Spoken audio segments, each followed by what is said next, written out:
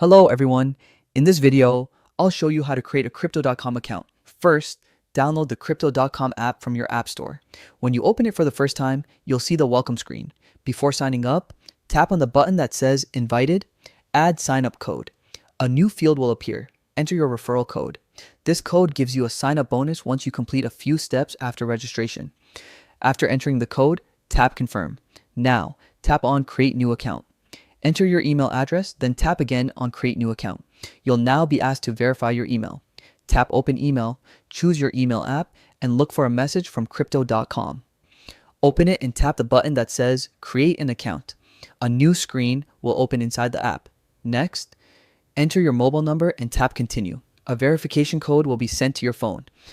Enter it on the next screen. You'll now be asked to create a passcode for the app. Type a 6-digit code that you'll remember and confirm it by typing it again.